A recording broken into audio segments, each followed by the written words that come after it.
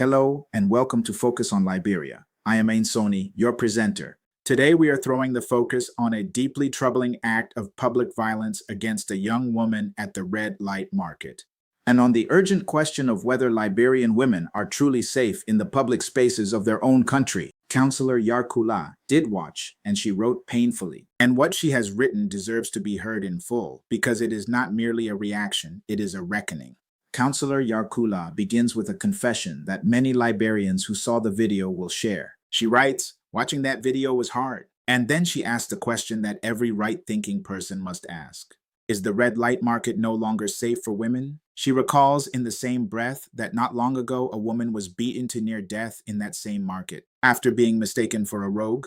And now a young girl has been stripped naked in public by a crowd because she wore a short skirt. Counselor Yarkula then poses what may be the sharpest moral question of this entire episode. She asks, how are you so angry about a woman wearing a short skirt in the market? But you took off the skirt in your anger to see her naked? Make it make sense? And the truth is, it does not make sense, because this was never about a skirt.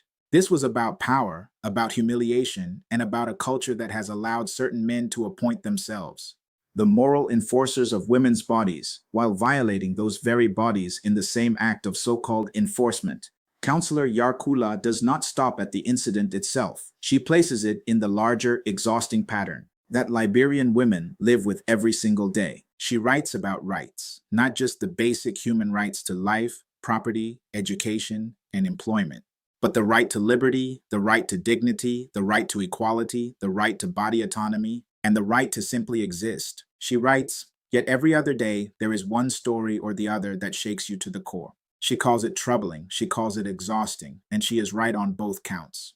Counselor Yarkula then turns to accountability. She calls on the Liberia National Police to round up every single one of those self-appointed morality police who carried out the stripping. She calls for condemnation that is as loud as the action itself. And she issues a call to society that goes beyond law enforcement. She writes, I hope one day others can step in and protect the victim in that moment. We must do better as a society. It could be your loved one.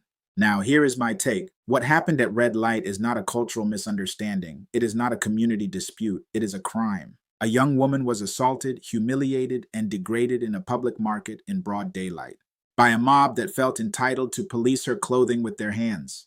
That is sexual violence. That is a violation of her dignity under the Constitution of Liberia. And every individual who participated in that stripping, who cheered it, who filmed it, and shared it without demanding justice is complicit. Counselor Yarkula's hashtag says it plainly. We are unprotected. And until the Liberia National Police make arrests, until the courts prosecute, until leadership at every level speaks with the full weight of condemnation, that statement will remain true.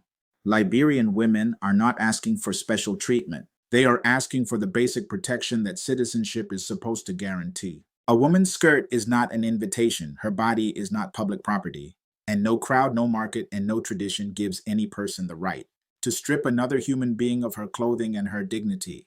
Liberia cannot build a nation on the backs of women while refusing to protect them in the marketplace. We must do better, not tomorrow. We must all do it now. Thorough and robust journalism anchored in nationalism for sustainable development is what drives our reporting. We report to inform and analyze to empower. Join us every day for nothing but the truth. For Focus on Liberia, I am Sony. Thanks for watching.